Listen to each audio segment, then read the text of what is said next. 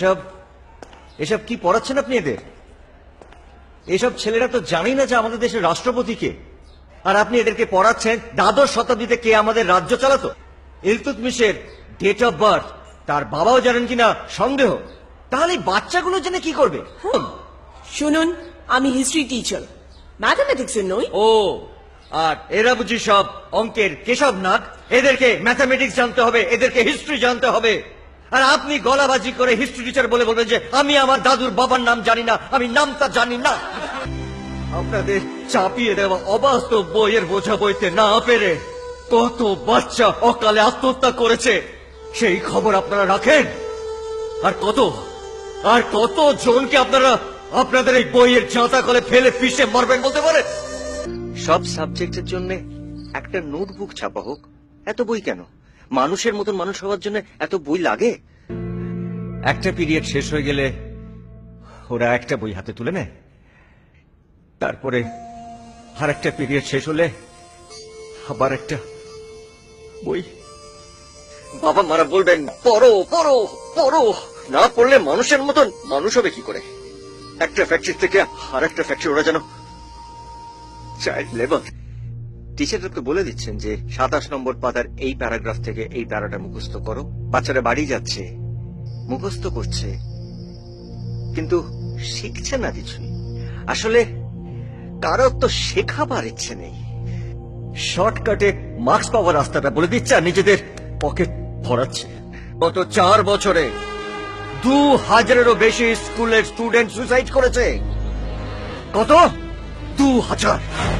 লজ্জা নেই? লজ্জা নেই সরকারে? ওদের মৃত্যুর জন্য এই সরকারের শিক্ষা ব্যবস্থা দেয়। গোষ্ঠীর কথায় আগুন এরকম শিক্ষা ব্যবস্থা। আজ আমি শরীরে যে বোমা বেঁধে এসেছি না, ওই স্কুলের স্টুডেন্টরা বছরের পর বছর ধরে শরীরে বইয়ের বোমা বেঁধে বেড়াচ্ছে। কি সব বইয়ের নাম! কি সব এক একটা বোমের নাম! Chemical reactions, logarithm, physics formulas, principles of spirogyra, amoeba, L S root, T S stem. এতগুলো বোমা যদি ওই বাচ্চাগুলো শরীরে বয়ে বেড়াতে হয়, তাহলে ওই বাচ্চাগুলোর আত্মহত্যা করা ছাড়া আর কি উপায় আছে? ওই যে আপনাদের প্রিয় মুখ্যমন্ত্রী। স্যার, এবারে বলুন তো যে কুতুবউদ্দিন কবে জন্মেছিলেন? কুতুবউদ্দিন জানেন না? না না, আমিও ঠিক জানি না, এটা জানারও খুব দরকার নেই। আচ্ছা বলুন তো যে 17 সাথে কত হয়?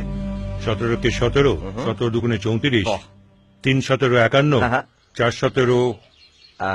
এর আগে আপনিও জানেন না, অথচ আপনারা চান যে ছোট ছোট বাচ্চারা যাতে এটা মুখস্থ রাখে, তাই না? হ্যাঁ, আপনারা ওদের মাথাগুলোকে ডাস্টবিন করে দিয়েছেন, আর ওরা ওই ডাস্টবিনগুলোকে মাথায় নিয়ে দৌড়ে বেড়াচ্ছে। কেউ ফার্স্ট, কেউ সেকেন্ড, কেউ থার্ড।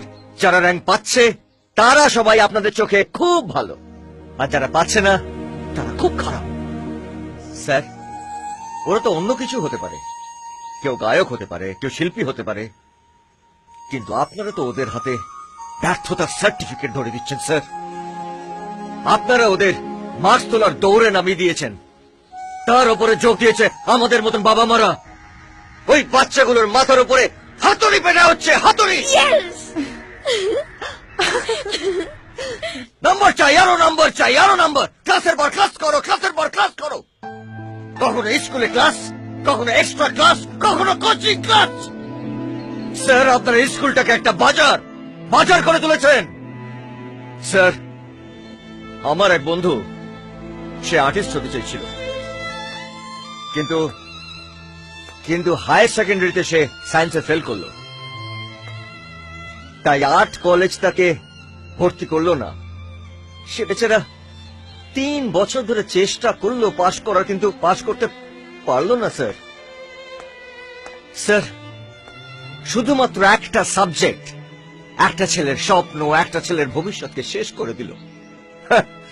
কি বলে ছেলেটাকে সান্ত্বনা দেবেন বলতে পারেন? স্যার, কে আপনাদেরকে অধিকার দিয়েছে যে ওই ছেলে মেয়েদের গায়ে খারাপ স্ট্যাম্প মেরে দেওয়ার? ওই স্টুডেন্টদের নিজের ভবিষ্যৎ তৈরি করে নেওয়ার কোন অধিকার থাকবে না? আমি মানছি আপনি যা বলছেন সব ঠিক, কিন্তু আপনার কি মনে হয় প্রাথমিক শিক্ষার কোনো দরকার নেই?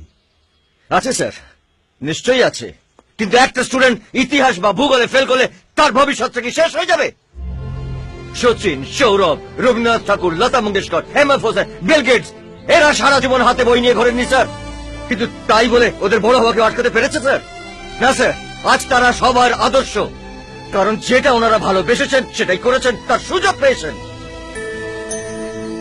কেউ খারাপ নয় স্যার, এক একজন এক একটা কিছুতে ভালো, তাদের সেই প্রতিভাগুলোকে জানার চেষ্টা করতে হবে।